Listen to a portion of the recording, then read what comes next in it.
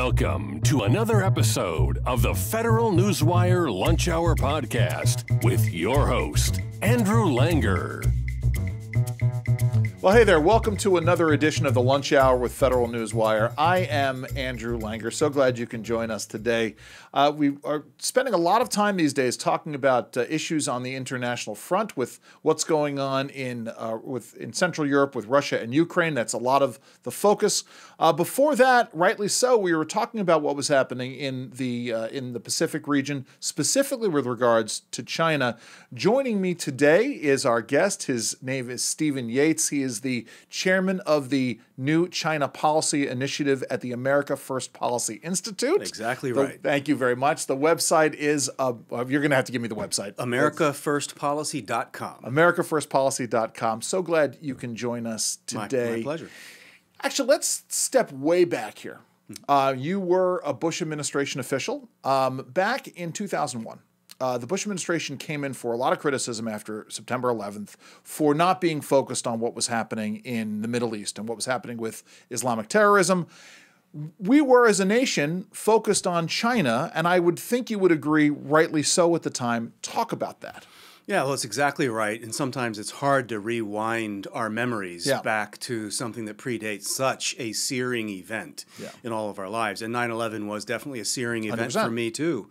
But during the late 1990s, there was a lot of activity in Congress, in the media, in think tank world, looking at China as the looming rising challenge in the post-Cold War environment. There was this moment of declared victory of the end of history, and it was all about the economy, stupid, and all of that. But in the mid-1990s, there was a missile testing crisis in the Taiwan Straits while Taiwan was having its first direct election for president, and the United States was snapped back into some national security awareness. The Bush administration came through a campaign talking about China as a competitor, a strategic competitor, in contrast to the Clinton administration's constructive strategic partnership, which was the notion that they were hailing as they sought to bring China into the World Trade Organization and normalize China as an international player. Actually, let's even pull it back further, because there is this, and I think it's now a myth. As we were talking about, I have a degree in international relations, and for many, many years, we were told, especially by our friends in the small L libertarian movement, that the more we dealt in free trade with our competitors abroad, the less likelihood that we would engage in adverse bellicose situations with them, namely situations with Russia and China. This is not really the case, is it? I mean, we engage in trade. We were talking a moment ago about China being a closed society. One would have thought that over the course of the last 30 years, China would have become more open. They haven't. Talk about that. Right. This is the challenge between trying to aspire to outcomes that are better for us if they are achievable, but needing to take in the evidence as it presents itself, whether we like it or not. So I use a shorthand and just call it the bet. I don't think I invented the concept. I think Jim Mann wrote a book that was along the lines of the China Dream, and he may have coined this idea of just calling what Henry Kissinger opened up as the bet, that if we engaged China to tilt against the Soviet Union at the time, but more broadly, if we engaged them and empowered them, our differences would narrow over time, our areas of potential cooperation would expand over time, and that they would grow out of their problems. Now, this began in one of the darkest periods of human civilization. The Great Proletariat Cultural Revolution destroyed mass parts of the population, economy, and polity of China. Literally families being destroyed, people being killed, livelihoods destroyed. China was within a hair's breadth of not existing under Communist Party rule. We resuscitated them to withdraw from Vietnam and balance against the Soviet Union, but we made this bet. Through the 70s, 80s, and into the 90s, up to that period of constructive strategic cooperation or whatever we wanted, partnership, I think is what Sure. the Clinton administration called it. We were actively pursuing that bet. We also had the opening of the internet age, which was going to be this final frontier of freedom, a great liberating technology where speech and association couldn't be controlled. Little did we know, looking from the 1990s through to, say, the 2020s, how much all of these technologies could be used to profile and control people. Right. Would not, in fact, end up being liberating. Let's actually let's explore that for a moment, because we see it. We're recording here in Washington, D.C. The heart of there's the surveillance side of it, but it's also things like speed cameras, right? And the situation which is essentially the automation of law enforcement. Mm-hmm. We're talking about some version. There are some folks who are talking about some version of a social crediting system. This was invented in China. When you take those things together, the automation of law enforcement and this concept of the social crediting system, there's a real disaster when it comes to human liberty, freedom, etc. Talk about that. Yeah, I would call it a digital cultural revolution 2.0. Wow. Because the end result is, in the wrong hands, this is extremely dystopian. It's very disruptive and corrosive of the institutions that allow a free society to exist and to thrive. But time out for a second, Stephen. Let's explain to our viewers and listeners what China's social crediting system is. What is Cultural Revolution 2.0? So I'll just give an anecdote for how this is manifest right now in China. There is a requirement for you to enter public transit that you have downloaded an appropriate app that has, say, your vaccination status, is tracking your biometrics, that as you enter a building or a transportation facility, you put your smartphone down onto a scanner. Something else is looking at your face for facial recognition and biometrics, taking your temperature and looking for other measurable symptoms, and it will give a green, yellow, or red response. If you end up with the red response, you have no civil liberties. You don't get to board that train. You don't get to enter that building. And worse than that, there's no escape. Doors lock behind you. The Gestapo comes and carries you very carefully into a quarantine area for an undetermined period of time, all in the name of health. But these same systems could be used to recognize your face as someone who posted an unauthorized picture of Winnie the Pooh saying that the dear leader of China, Xi Jinping, looks like Winnie the Pooh, and it could result in the same tough treatment. So this dystopian control is actively at work, whether you're driving irresponsibly in traffic or doing these things. Time out, because I want to. There's this other anecdote. I think I saw a news story about this, where there was a traffic control checkpoint where there was a drone that had a QR code flag, and you had to hold up your phone. I mean, am I right? And if you don't hold it up in a set period of time, the SWAT comes and gets you. The guys with the guns. It's like the line from Sneakers. The guys with the guns come out. That's right. Your QR code is sort of your day pass out of COVID zero policies or otherwise access to controlled areas. This predated COVID, though, right? And COVID just helped the Chinese government refine it and gave them an additional pretext. By the way, at the same time, we just don't know how many real fatalities there were because of COVID in China, don't we? Correct. And there are no Chinese statistics on which you can base your reputation. Let's also talk about, because not that you necessarily know more about anything having to do with the COVID policy. At the beginning of the pandemic, there was the lab leak theory. It was dismissed as a bizarre conspiracy theory by the left. Now, fast forward almost 3 years later, there's this now Senate report saying that it's entirely likely. Can you talk about that at all? Yeah, well, number one, I started my career as a missionary and then an intelligence analyst. And so one of my earlier jobs was just to look at what evidence was being presented within China, whether it's reading open source news or other kinds of communications, to try to deduce what's really going on. Because no one has accurate, transparent access to the truth in China. And so we're always looking at clues and trying to deduce the truth, no matter how compartmented or code-worded a document is, it doesn't make it any more true or accurate. So when it comes to COVID, it was irresponsible to intellectually dismiss the possibility of this being intentional. It was irresponsible to dismiss this as being something that came out of a military-related lab. It could have come from other areas, and it would be the actual scientific method to make a hypothesis, measure results, adjust, and pursue this. That's actually one of the greatest casualties in the COVID experience. Is the real scientific method has been kind of whitewashed from people's minds. We don't actually follow real scientific methods anymore. But China is known for lack of quality control. China is known for having no ethics to set boundaries on human experimentation, animal experimentation, or damage to the environment. And so the fact that there would be a lab that was known to the international community that was engaging in very risky and dangerous research, and that there were people in the federal government that had financial ties to that, it should have led that to being the first hypothesis. Now, it was allegedly dismissed because someone with a conflict of interest participated in an international delegation to investigate his own activities. And so there were all kinds of problems in the beginning. I can give a wide berth to people who were in government and didn't know a lot of this background. We were in a period of immense uncertainty and unknowables at the onset of COVID. What I am less forgiving of is the deliberate manipulation and ignoring of evidence and the truth. And what is undeniable is that the Chinese government willfully unleashed this virus into the world. It's been multiple sourced verified that there was an edict to constrain domestic travel but leave open international travel. There is only one theory for why that would be so.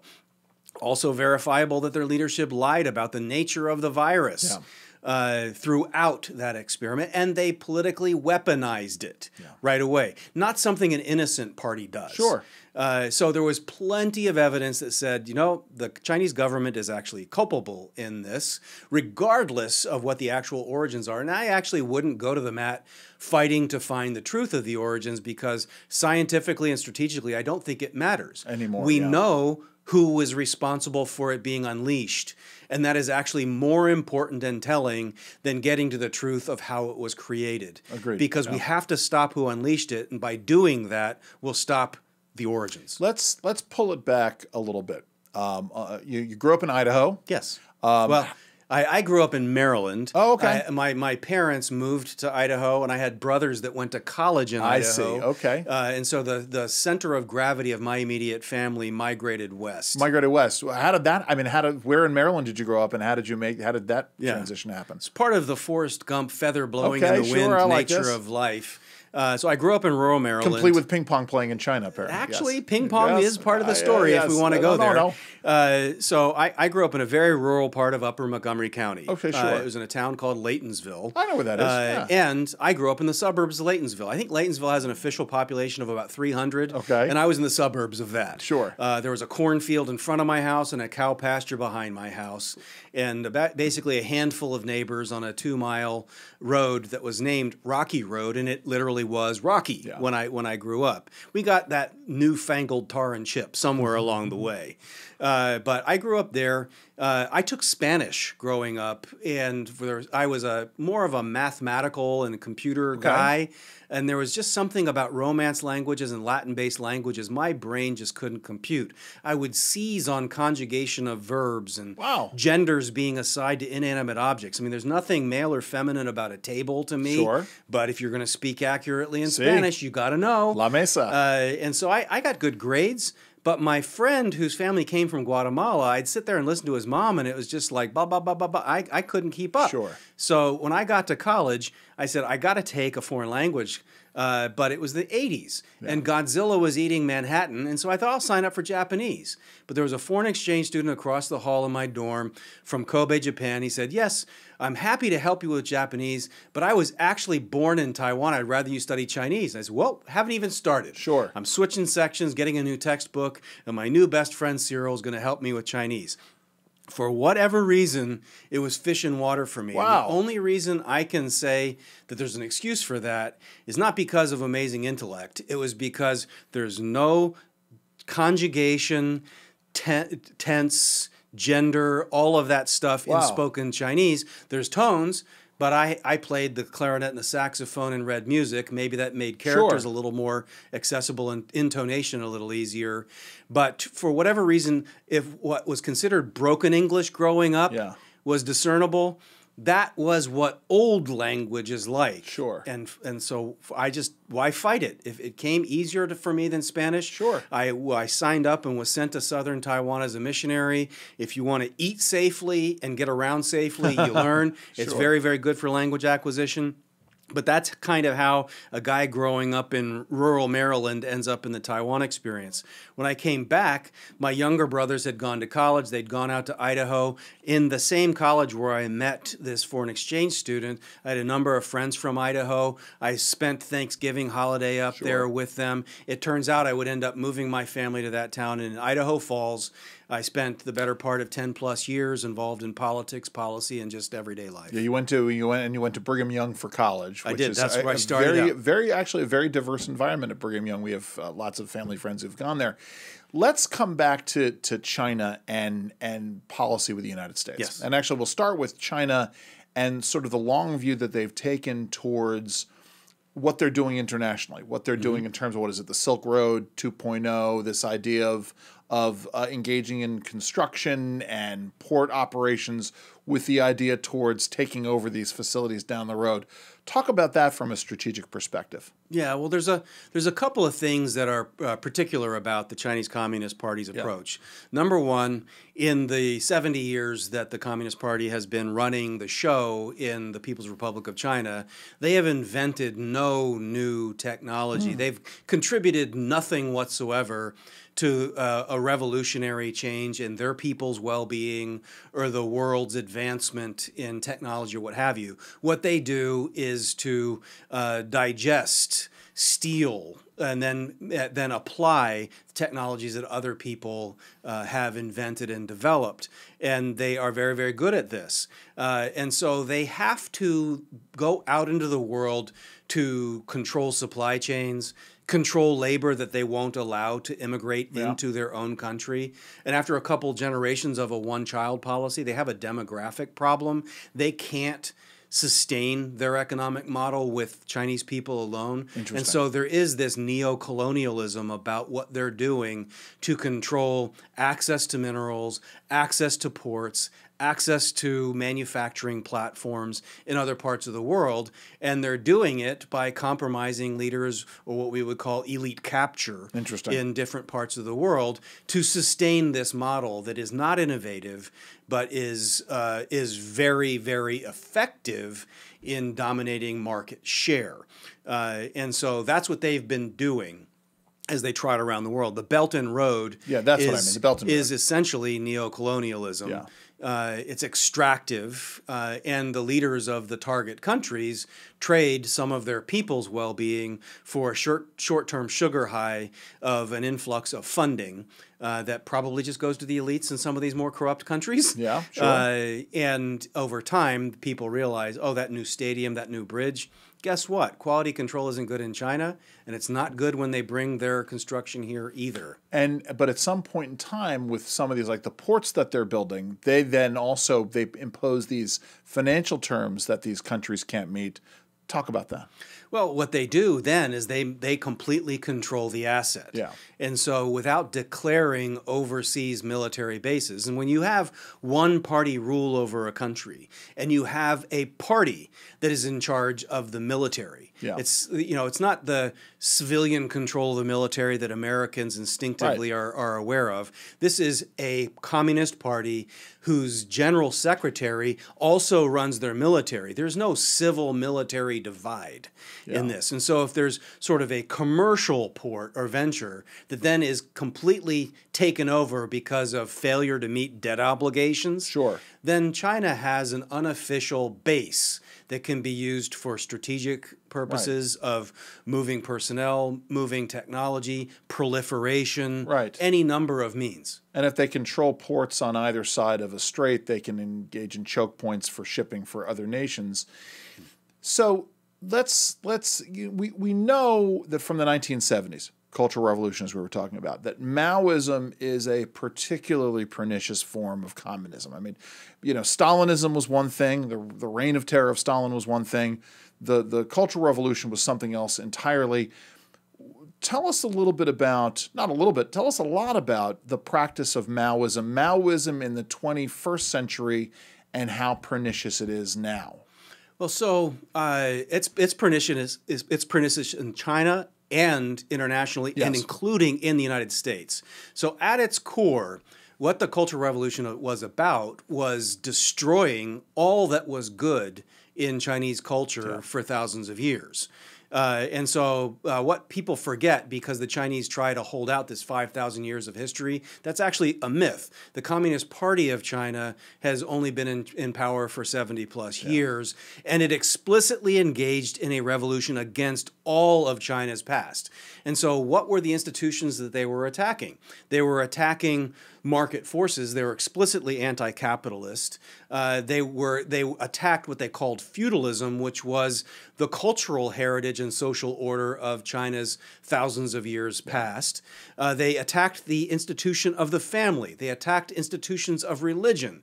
There was no free speech. There was controlled speech, and people who engaged in wrongthink would be deplatformed. In other words, they would be called out in front of an audience. They would lose their ability to have gainful employment. Family members would turn against family members. So all of this should have an echo with what people are experiencing today, that there is an alignment between what Maoism was doing then and what Xi Jinping is reviving with this digitized cultural revolution, and what's happening in America, where the woke industry is doing the bidding of what the Cultural Revolution would aspire to do. It's undermining the definition and role of the family. It's blurring definitions of basic facts of what's in our DNA and what makes us human beings. It undermines religion and other forces in life that can be moderating and humanizing as we grow as a society, and make it so that it's really just down to the government and the state and the individual with no buffer, and the individual is under the control of said state. And that's what they're doing with their technology now, and it's what I think useful dupes in the West have been empowering to be done here. And what it does is it willfully undermines American resilience and strength, so that China can potentially defeat or undermine American strength without having to fire a shot. It's the undermining part of it, right? This is what we know that the Soviet Union and then later now Russia under Vladimir Putin has been doing, by interfering, by using Western apparatuses, the things that make a Western liberal democracy like America so great, using those tools against us to undermine who we are. Right. Again, we're seeing it play out in our Defense Department, the new policies that are going in here. China's certainly doing that. We're seeing folks who want to have a social crediting system. The idea that you would have to write. There's somebody who was actually calling for people, if you wanted to fly on a plane in the United States, you would have to apply to some bureaucrat and get permission. I mean, that is directly related to the Chinese social crediting system, isn't it? Right. It's sort of like what I was talking about, having to have an app on your phone and putting up a code, and if it flashed the wrong color, not only do you not proceed through TSA, something worse can happen to you. I want to talk about the Confucius Institutes in a second, but I want to start with TikTok and why people should get rid of TikTok on their phones. Well, number one, no one has an inherent right to own property or operate within the United States. Listen, let's talk about that too, because that's a huge issue. I'm sorry. It is. Yeah. It is. But there's physical property Yes. and there's digital property. And when it comes to data, that is digital property. Yes. And what happens with TikTok, and what was even alleged to have happened with one of the voting systems in a recent election, was the cloud-based data was being stored back inside China. It's insane. And so all of the AI and the back end that runs TikTok is not done separately in the United States for American consumers. Right. That stuff goes internationally. And guess where? So some people would say, well, what difference does it make for my kid's face to be all over the data cloud that goes back to China? Well, you are really underestimating the powerful manipulative nature of this technology. TikTok happens to be, I think, among one of the most addictive forms of social media. It might even be more addictive than gaming is. And I've witnessed some teenagers go through said addiction.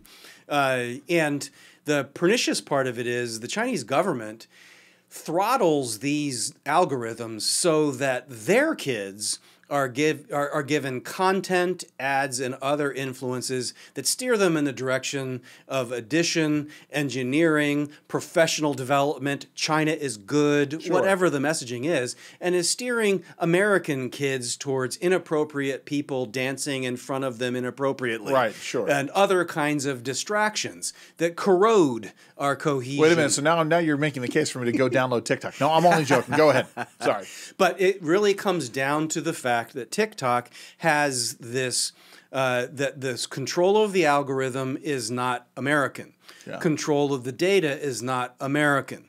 And why in the world would we turn these kinds of manipulative powers to a power that explicitly says they're preparing for war and they are at odds with us? And let's be really clear about this. The adage is that if something is free on the internet, a service is free on the internet, it means that you are the product. Exactly right. So why would anyone who want to become the product of a corporation with ties to the Chinese government that is getting all of that data?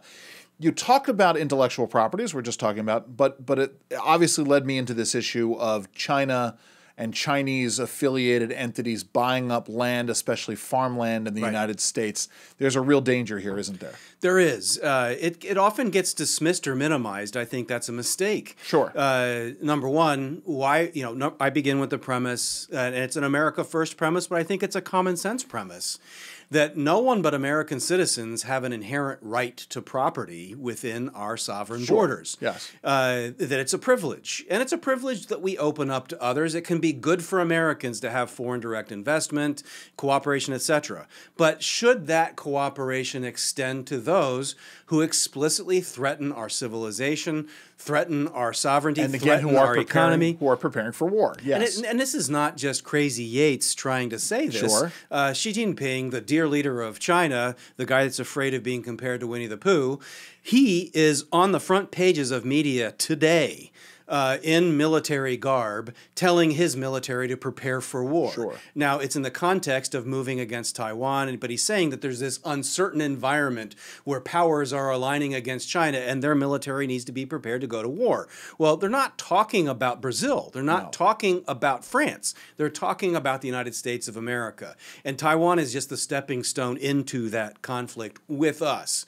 And so if they're talking in those terms, if they're talking about strategically decoupling from the United States so that they don't face the sanctions Russia faced if they invade Taiwan the way Russia invaded Ukraine, why wouldn't we then take it more seriously to say, okay, well, in that context, why in the world would we allow them to buy our agricultural land? Why would we allow them to buy land near military bases in the United States? They don't have this right. And so at the America First Policy Institute, we have actively worked with legislators in several states to come up with model policy that help equip them to move legislation that's been murder boarded among experts, has been tried in some other states. And when you mean murder boarded, you mean sort of means tested. People try to kill an idea, and at some point they are no longer successful in killing the idea, and therefore it can succeed. Yes, got it. Just want to make sure we understand this. Yeah, we're not actually murdering anybody, just the ideas until they work. Yes. And so they've been tested, tried, and massaged to be so we give these ideas to legislators in many states, and they can adapt it to their own state circumstances. But we're focusing on the ag land first. And number one, I think Americans have just instinctively reacted to the idea of, wait a minute, there's something different about the American ideal of the American farm. There's something different about the need for a food supply. Sure. And while some people, oh, well, what can they really do? No invasion really began with farmland in another country. Well, so the country that gave you COVID, that killed millions of people, trimmed trillions of dollars off of our economy, you don't think that their use of farmland in America would not present unique problems? Do you believe that they would have quality controls? For all I know, they have a genetically engineered weevil of some kind that's going to destroy the wheat supply across middle America. We can't say that we have trust. So let's begin with the premise that they don't have the right, and let's just keep American farmland for Americans first. How about this? Let's go down this road of as they're doing, genetic research. We've already been talking about this. We know they're doing this. We know that there is an issue. Now, I'm someone who has no problem eating GMO foods, but we know that there can be bleed over. What if China comes over, brings over a GMO seed that cross-pollinates with something else, and all of a sudden farmers on other fields can't grow their crops. They're going to have to get their seeds from China. That's a problem. Let's shift gears a little bit, talking about the perniciousness. Let's start with Confucius Institutes. I admitted to you before we started talking, I unknowingly took a Chinese cooking course via a Confucius Institute at a college nearby. I now sort of understand the issues that are there. Talk about the problems of these Confucius Institutes on college campuses. Well, as a starting point, the Communist Party of China has diagnosed Americans very, very effectively and accurately. At our core, we have a little bit of a missionary impulse, even if we're not even evangelizing on religion. We just sort of about freedom. We want to be open. We want to make friends. We believe in who we are and how we do things, and that others could benefit from sharing. We're actually interested in Chinese culture and civilization, music, food, art, all kinds of stuff. And there's nothing wrong with that. But the communist government is trying to use that good-natured quality against us to draw people into a relationship of trust and then dependence and manipulation. So how does your interest in food end up undermining American civilization? Well, probably of itself it doesn't. Probably not. But it gets you into a situation where then the next step is, hey, well, here are these other people that I would like you to meet. They don't happen to be great chefs, or maybe they are, but they also are card-carrying members of the security apparatus of China. Or in this case, right? Hey, you're right? It's if you're someone who's a college professor, you're doing sensitive research, sort of it can happen that way. Or if you're a young student who comes in because you want to learn about China, and then all of a sudden, oh, you know something? You're 12 years old. Let's invite you over to China to meet some of your young people who are over here. And then all of a sudden, maybe you should go and pursue a career in the United States military where you're learning about China. And keep in touch with us. And here's a really beautiful person that you should get to know. And use whatever you're going to run for you're a member of Congress. Let's have you meet somebody who's a beautiful woman from China. And what can possibly be the harm in that? I think there's a congressman that comes to mind, but yes. Yeah, that's exactly it. So and again, you guys are working on model legislation to deal with this as well. Yes. So the Confucius Institute, of course, Confucius is an historical figure that predates communism. Of course. The irony of it is the Communist Party had an anti-Confucian ethos as part of its revolution, but now it is using that history as entree into American education institutions. Right, they've reinvented Confucius as a Chinese communist. Yes, exactly. I understand this. And so at first, American openness invited them in. They got a toehold on a lot of campuses. It came with money, and the sugar high of that money is something that our education institutions kind of welcome. And over time, what it becomes is an entity on campus that starts stopping the events that I grew up with was, say, Free Tibet protests or pro-Taiwan movements, or watching film or even news coverage of, say, the Tiananmen Square massacre, real historical events. And they do it by social pressure and student militarization to stop the free speech on campus. Is the Free Tibet movement still a thing on college campuses, or has it been completely undone by these? Honestly, I have not been able to find evidence of it in recent times. That's an interesting thing. But that was the mission of putting these beachheads on campus. Sure. Under the guise of history, culture, and all of this, what ends up happening is it's used for thought control, curriculum control, activity control. So as Americans start wising up about this, some state and federal officials start putting the hammer down of you shall not have a Confucius Institute. We can't use government funds for said things. Sure. And we definitely advocate model policy that moves in that direction.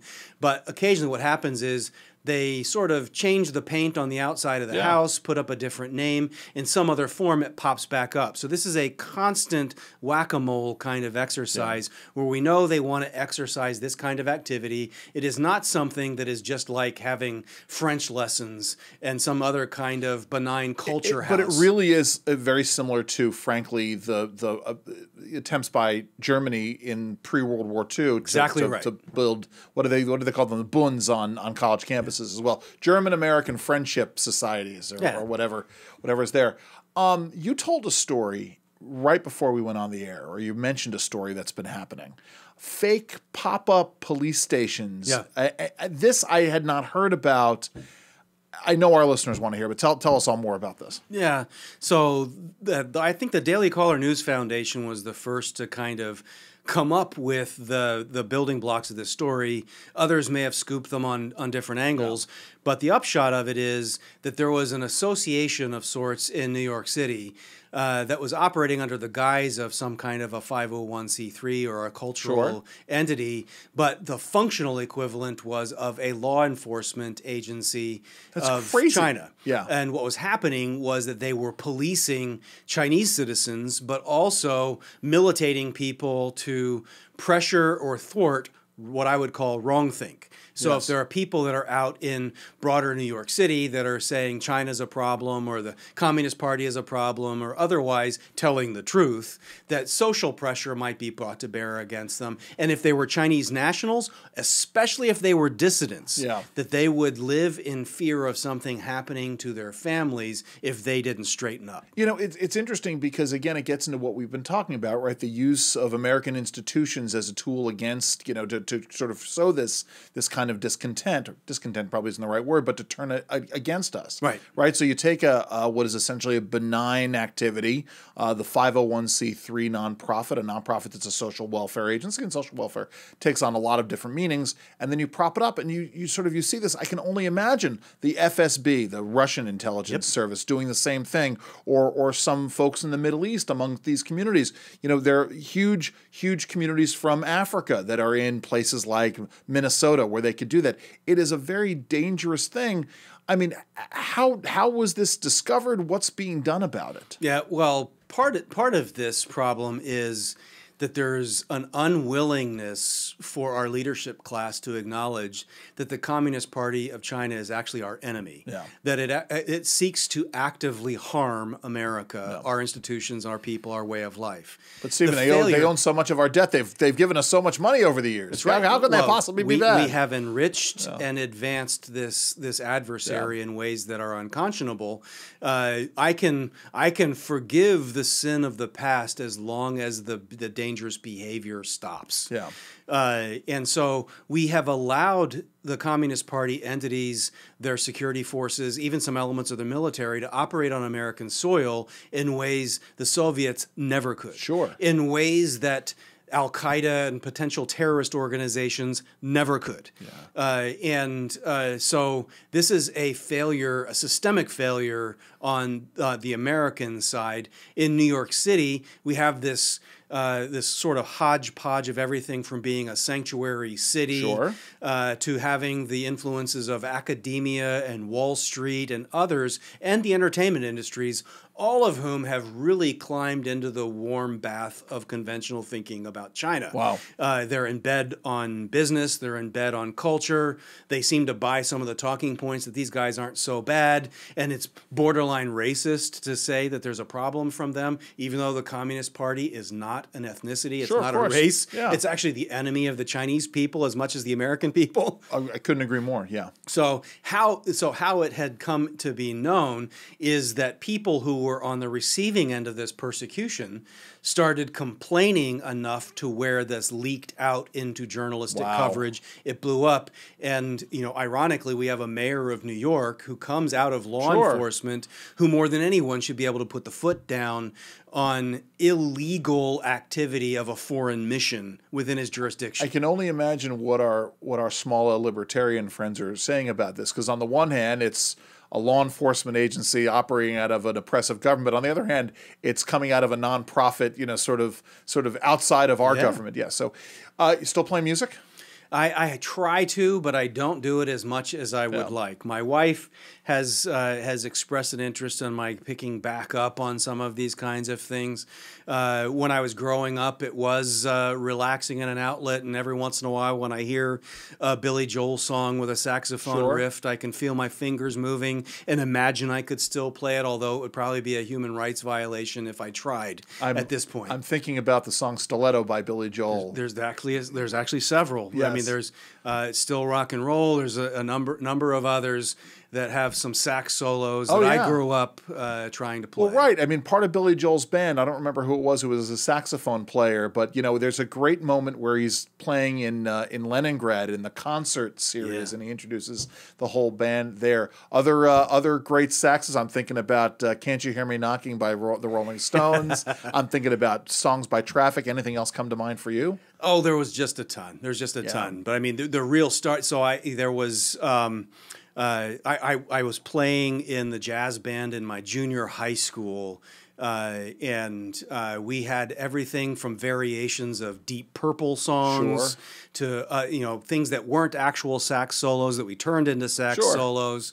And for a brief time, I attempted marching band, but I think I exceeded my capacity for coordination. Yes. In trying to do that, so I went back to football, and once again proved that I had exceeded my capacity for coordination. There you go. That's funny. But it was one of those hobbies that I ought to pick back up. What when you do have free time, what do you spend your free time doing these days? Well, unfortunately for me, I don't have a lot of free time, and I have children that take a lot of my free time. Yes. They've grown to near and including adulthood, but they're still my children, and so trying to help coach them along life's way. I grew up in a very, very big family. I'm the oldest of 5, but my dad was the oldest of 15. Wow, and that makes me the oldest of 50 grandchildren. So I have 50 cousins. Sure. And so in a large family, part of your free time is sort of admiring everyone's hobbies and capabilities. So we have an electrician, we have a mechanic, we have people who are in the healthcare, and we're all diagnosticians of sorts. But in some form or fashion, my granddad, it sort of impressed upon us the importance of perpetual education and self-education. So whether it's reading, I like watching educational videos and courses, try to challenge myself in coursework that I was not pre-wired to do. He made me go through an opera course. Wow. I still can't really enjoy opera the way he wanted me to enjoy opera. Yeah, well, but Richard Gere said either you can appreciate it or you're an opera lover, but But so in free time, I'll try to pop on a course, and I'll try to study basic physics again, or try to learn about the history of one part of the world where I haven't taken a deep dive.